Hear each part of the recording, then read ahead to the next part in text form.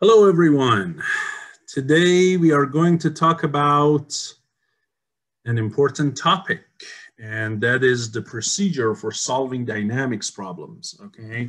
And this can also be applied toward statics and some other fundamental first and second year, typically engineering courses. But today we are going to focus on dynamics specifically. So when you're trying to solve any dynamics problems, if you follow the 10 steps that I wrote for you here, it is going to make the problem solution a lot easier. It basically helps you to be able to solve almost any dynamics problem. And instead of just customizing, tailoring your solution to each problem specifically, say, yeah, this problem has its own way of solving, the other problem has its own way of solving. No, actually all dynamics problems, they have the same overall procedure for solution, and it involves the 10 steps you can see over here. So the first step is draw the FBD or free body diagram when you're solving kinetics problems, the problems that involves forces and torques, okay, and cause and effect of motion. So we do that, and we also want to establish a coordinate system before we apply any equations of motions, right, or EOMs. So, and there are 10 items here, but instead of me reading over, I would like to apply them as I'm solving some problems for you. So let's go with steps 1 and 2 to this problem here, where a disk with mass m radius r is rolling down a slope where it is rolling without any slipping, and the angle of the slope is theta. You want to find the angular acceleration of the disk alpha as it rolls down. Okay, so the first step, as I clearly mentioned, is to basically draw a free body diagram. And for that, here, we try to separate the object from the rest of the world. And then we try to show on the object the effects, the forces, the torques from any objects that are either in contact with it or applying their forces remotely, like gravity. You don't need to directly be in contact with the earth to get the gravity, right? So they are volume forces. And here, what we have is we have mg, which is downward. And I have the contact point here, and the contact surface common tangent to both surfaces is along the slope. So perpendicular to that, I have my normal force, and along that, I have my friction. Now, in this case, it's static friction because the object does not slip, but it is going to be along the surface. Which direction? If you let the object go, the potential direction of motion is to go down. So the friction is going to be parallel to the surface, and it is going to be upward like this. And again, this friction is static friction, okay? This friction is not dynamic friction. And by the way, it's not also max static friction. So there is no formula for calculating F. It's not, in this case, equal to mu k times n because it's not kinetic, and it's not equal to mu s times n. Many times I see in my classes when I say the friction is static, it's Coulombic static friction, they immediately say, is it equal to mu s times n? No. Mu s times n is only the max capacity of the surface to generate friction. It doesn't mean anytime that there is no slipping, the friction is equal to the max capacity of the surface. So the static friction in general, there is no formula for it. You have to find it through the equations of motion, and you consider it as another unknown of the problem. So this is your FBD, okay? Another thing is, many times I see my students rotate their FBD and they try to make the object be horizontal or vertical. That's also not a good idea. For example, I see they do this, but they try to rotate and make, instead of object being on an inclined surface, they try to rotate it as if the object is rolling on the horizontal surface. So they make it something like this, basically. They make N to be upward like that, and then friction to be to the left. But what I saw, they make a mistake when they do that, is they don't rotate mg. So they still show mg like this, which is wrong. Okay, you should not do that. If you want to really rotate it, you also should rotate mg as well. So mg is going to be like this. Okay, but again, I do not recommend you change the orientation of the object. Just draw the object in the current angle and orientation. Do not rotate FBD, because many times you forget to rotate everything, and if you don't rotate even one of them, it is going to go completely wrong. Okay, so my suggestion is don't do that. Okay, leave it as it is in the real world.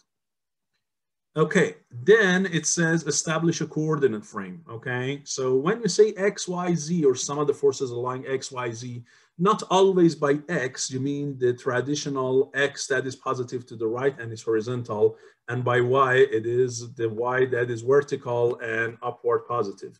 Not always you use a coordinate like that. Okay, sometimes it's better to tilt your coordinate or use a different type of coordinate frame, cylindrical, spherical, and path coordinate, and so on. So even if you're here, you're going to use the rectangular or Cartesian coordinate, it might be beneficial for you to tilt it and make x-axis parallel to the surface and y-axis perpendicular to the surface. Okay, and I'll tell you why. When we go to the equations of motion, I tell you why in this case it's better to, instead of using the traditional x, y, I would personally prefer to make my x parallel to the surface, y perpendicular to the surface, and z, of course, out of the board toward you. So always make sure you show x, y, z, because otherwise when you say some forces along x, there is no meaning until you show what you mean by x, what you mean by y, what you mean by z. Now it says use a consistent set of units. In this case, everything is parametric, so you have no problem. But if instead of this R, M, and stuff, numbers are given, and especially these numbers are not all from the same system, because most of the time they are metric system, but sometimes they are the British system. So if you see the radius is given in feet, but the mass is given in kilogram, it's better to use everything in one system. Either make it all SI or make it all British system, okay? Do not use mixed. And if the units are all not also standard units, it's most of the time a good idea to convert them all into standard units. For example, if the mass is in kilogram, but the radius is in millimeters or centimeters, it's better to also convert the radius into meters. Okay, so when you calculate the moment of inertia, 1/2 mr squared for this object about the center, it has units of kilogram meters squared. Okay, it's always beneficial to make them all in the same unit system and the standard units to the best of your capabilities, so you don't have conversion problems. Now, in this case, it's parametric. We have no problem. Then apply your governing equations of motion. You know, a rigid body has 6 degrees of freedom. So in the space or 3D motion, you have 6 equations of motion. In the planar motion, like in this case, you have 3 equations of motion, correct? 2 translations, one along X, one along Y, and a rotation along Z. So one of your equations is sum of the forces along X, which in this case is negative F, correct? And plus you also have a component of mg. If you look at this angle here, this angle is the same as theta. And so mg is going to have 2 components, right? One of them is going to be parallel to the surface like this, which is going to be mg sine theta. And the other one is going to be perpendicular to the surface, which is mg cosine theta. So mg sine theta is parallel to the x-axis and it's in the positive direction. So you can say plus mg sine theta. This is equal to mass times acceleration of the centroid along the x direction. And here I would call the centroid point, this point here, I would call it point C. Okay, and then I go along the y direction, and here I have, again, some of the forces along y, which is n minus mg cosine theta. equals mass times acceleration of the centroid along the y direction. And finally, I have sum of the moments about the centroid in the positive z direction, because rotation is about z, and positive z in this case, you can see it is counterclockwise. So counterclockwise positive is equal to what? N and mg pass through c, so they have no moment about c. F does not. And the moment of F is going to be F times the distance to the C, which is radius R, and it is clockwise, and counterclockwise is positive. So clockwise is going to be negative F times R is equal to I about the centroid times alpha. So now these are your equations of motions, right? These are your EOMs. And this guy is your what? FBD, and this is your coordinate frame. Okay, now that you have established everything here, you go to the next step.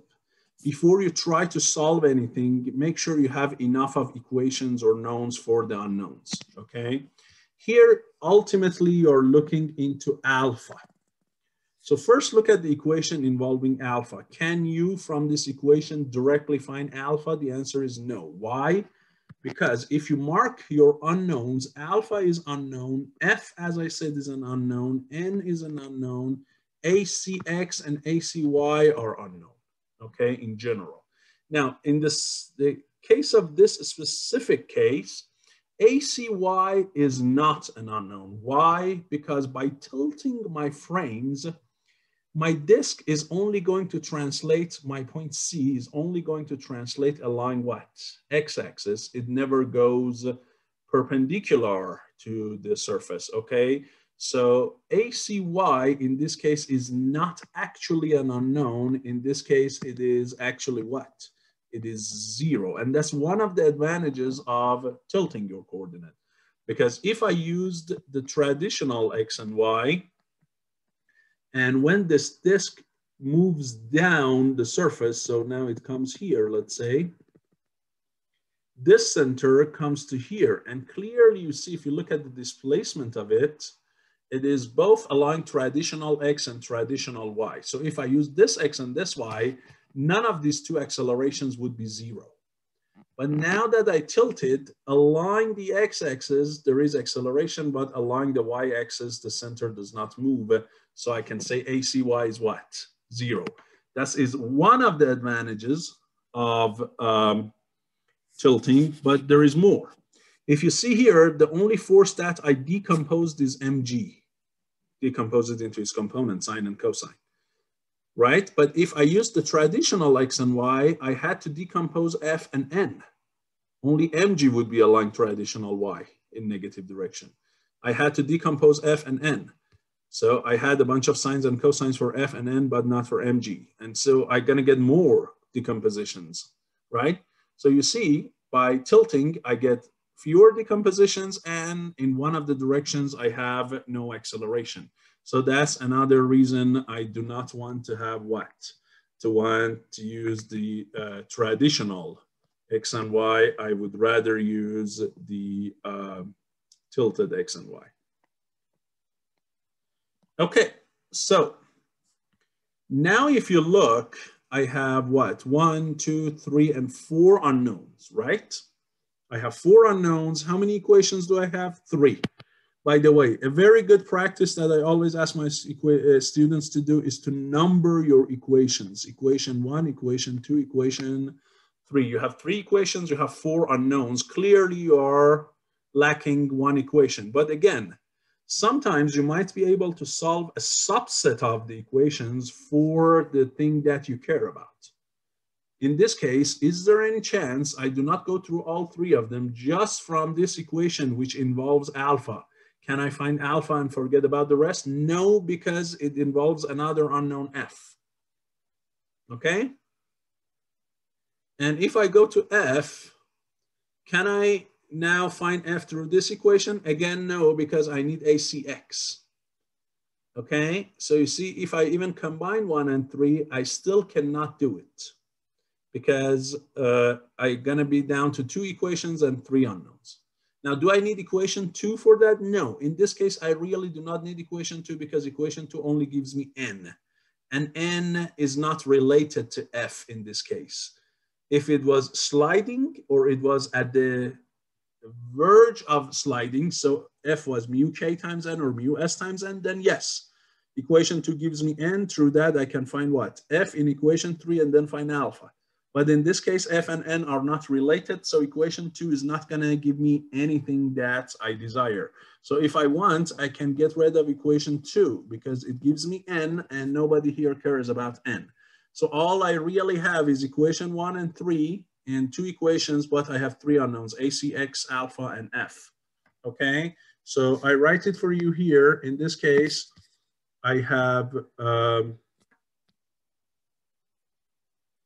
3 equations, or let me type it actually, because sometimes it's better to type it. So I have 3 equations and 4 on, let me make the font bigger so you can all see it and I can see it.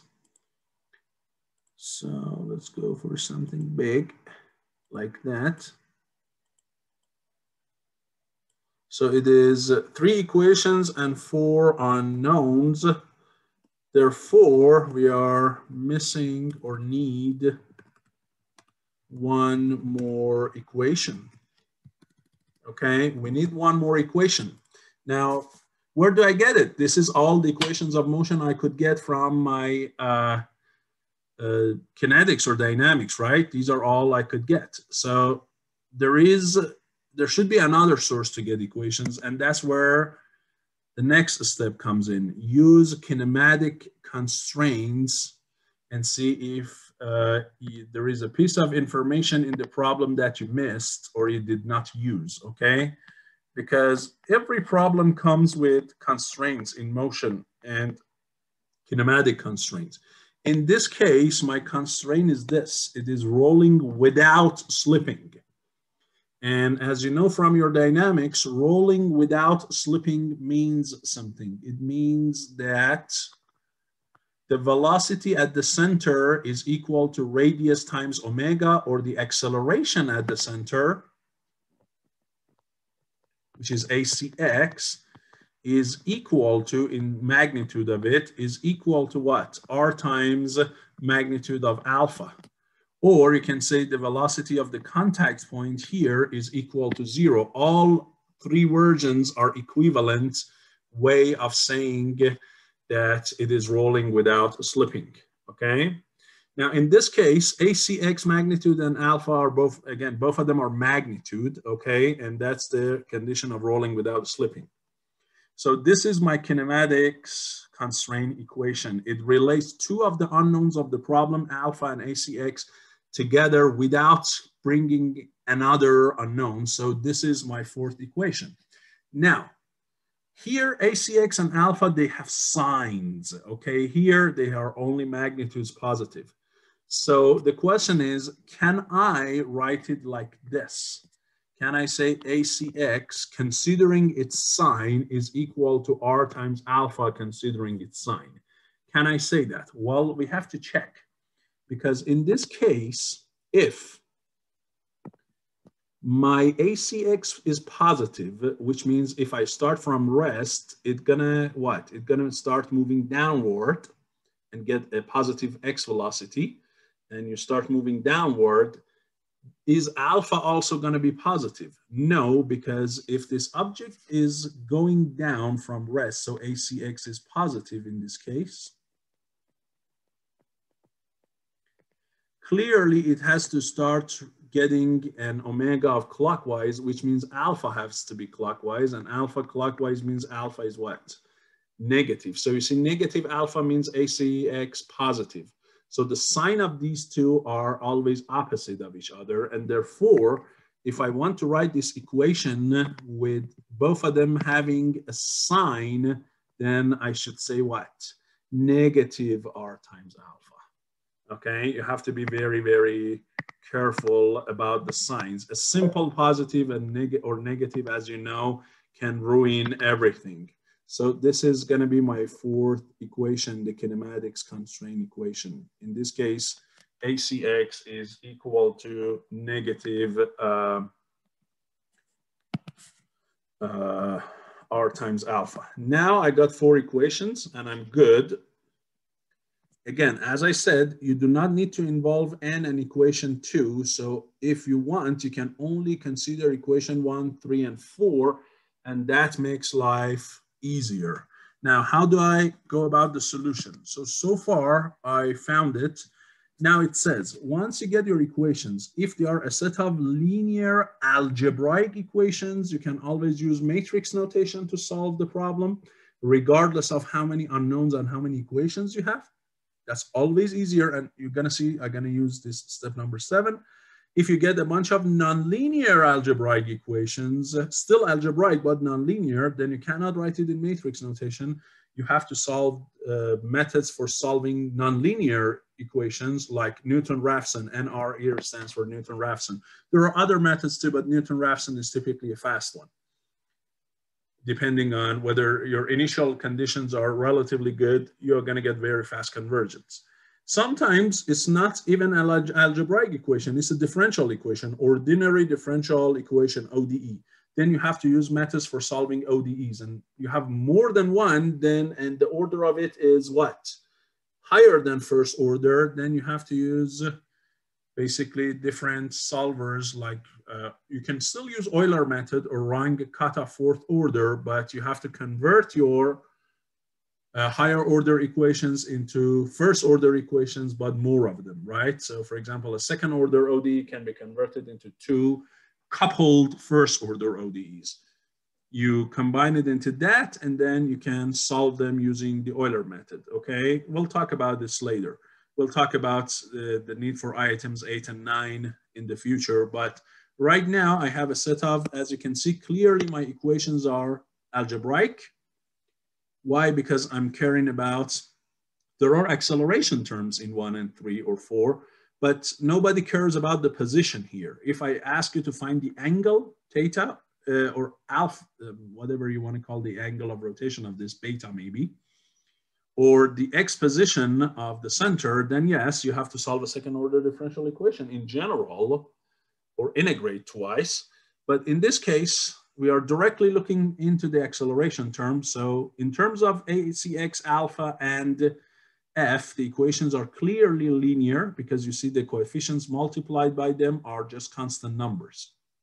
And none of these components is ever raised to any power, multiplied together, or anything. So I can convert it into a matrix notation. That's what I'm gonna do here. And then once I get my solution, I can do a sanity check as well. So here,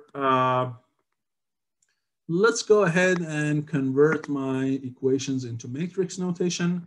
Now, in this case, it's quite easy. You might say, well, I would plug in 4 into 1 to get rid of ACX. Then in the result of that, which only has F and alpha, and 3 has only F and alpha, I'm gonna eliminate F and I will solve for alpha. So you can do that if you want. You can plug in 4 into 1, and then whatever the result of that is, you end it with equation what? 3, and eliminate what? F. To find alpha. But as I said, you can also do it using what? Using a matrix notation, okay? So for the matrix notation, why do I suggest it? Because this matrix notation is rather easier when you have a lot more equations and a lot more unknowns. When you have 10 equations and 10 unknowns, it's not easy to start eliminating. It's actually quite easier to write everything into a matrix notation and then apply a matrix inverse. So in this case, I'll show you these 3 equations that I have, which were basically mg sine theta minus f is equal to macx And then I had ACX itself was negative R times alpha. And then I had negative F times R is equal IC times alpha. By the way, IC for a disk with radius R and mass M is 1/2 mr squared from your statics. Okay, so I'm gonna write it here. So these are the three equations with the three unknowns, and now I'm gonna write it into a matrix format. What do I mean by matrix format? I mean, I write it as a 3×3 coefficient matrix times a 3×1 unknown vector equals to a 3×1 known right-hand side. Okay, so if I want, I can write everything into this notation.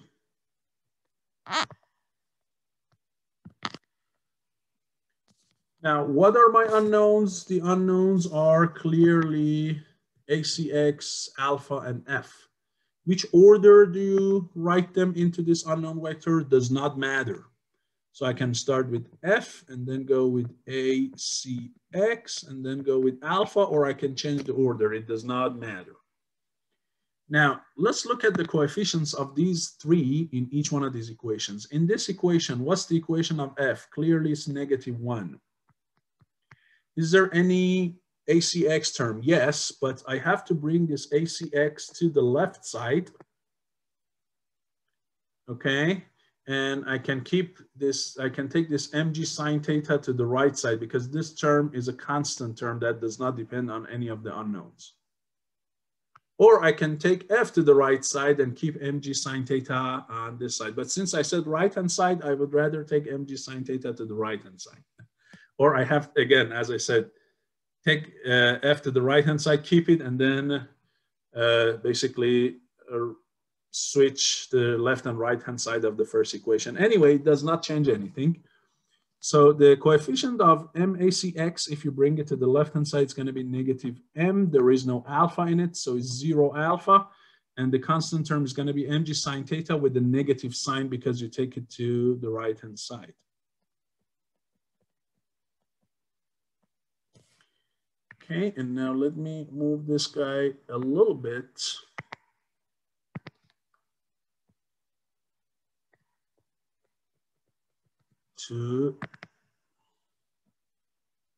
Right, now here, do I have any F? Clearly no. Do I have any ACX? Yes, the coefficient is 1. Do I have any alpha?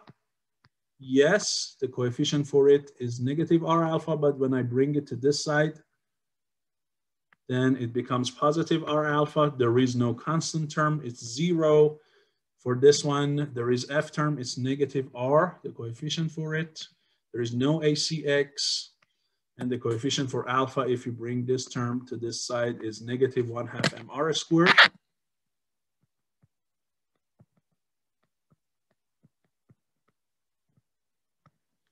And there is no constant term, so that's also 0.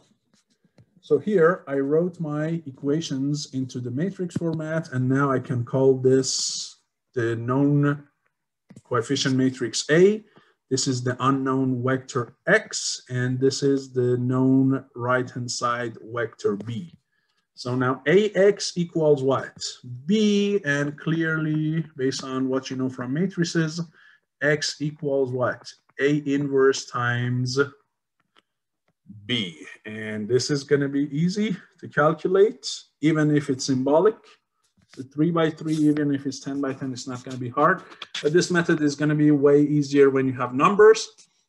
And once you get this X, you're going to get 3 solutions, correct? Because this X has 3×1. And the solution that you care about is what? The last entry in X. So you get this. And then the third entry in X, which is alpha, you are going to find it to be -2g over 3r sine of theta. Okay, so regardless of how you solve the problem, by elimination or by matrix notation, the solution is going to be this. And there we go. You're good. Okay, and clearly it's a constant number because G, R, and theta are constant. So I solved my problem, and now I'm going to go and performing a sanity check on my answer. So in this case, I don't have numbers, but I can always look at the signs. The sign in this case is negative. It tells me, because GR, everything sine theta are positive, it tells me that alpha should end up to be negative number in this case. Now, is that correct? Yes, because if you remember, when we had to roll down the slope, alpha had to be what? Negative, and clearly you see it is negative here. So if when I solved, I ended up with a positive like this, then you know something is wrong, correct? So one of the things you always need to check is the sign of the final answer. And if the problem is numeric, sometimes the magnitude of the answer will give you a chance to go ahead and doubt that your calculations are correct, and go back and revisit everything and find the place of the error. Now, regardless of what you get and whether it makes sense or not, I always recommend you go back through your calculations 1 or 2 times, make sure you have not missed a negative, did not mix up the sine or cosine or anything, okay? But sometimes there are some signs that will tell you immediately right off the bat, you somewhere messed something up, okay? You have to go back and check for it. So one of them is sign, the other one is magnitude. For example, let's say you have a building, and from the top of this building, you dropped a ball, and this building is only 2 floors, okay? So it's about 6 meters, or let's say 20 feet. So let's say the height of this 2-story building is 20 feet. And you drop the ball, and it says find the speed or the velocity magnitude when it hits the ground. So here you release it from rest. What is the speed of the impact with the ground? How fast it is going to hit the ground?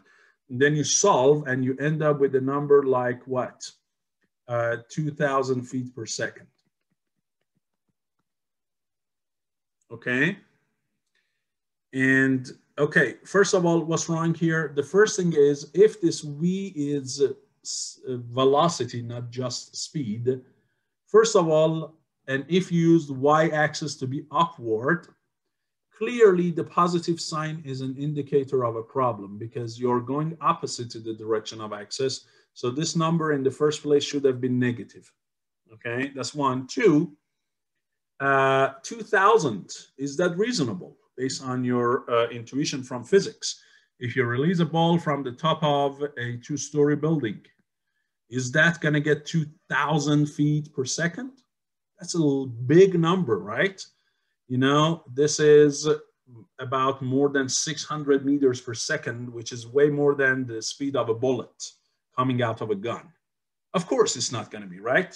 I don't think you can release a small ball. Now here, it didn't say a super heavy ball, like a tennis ball or a ping pong ball, right? Because it does not depend on the mass, clearly, if there is no air drag. And the speed that it hits the ground is more than a bullet, right? You cannot do such a thing unless there is some kind of propulsion behind it. For a regular free-falling object, it's not going to achieve such a speed. So this magnitude also an indicator. If you got 20, maybe 50, maybe, but 2,000, that's just out of ordinary, okay? So always do a sanity check and make sure the signs and the magnitudes of final answers make sense. And even if they do, still go back and revisit all your calculations.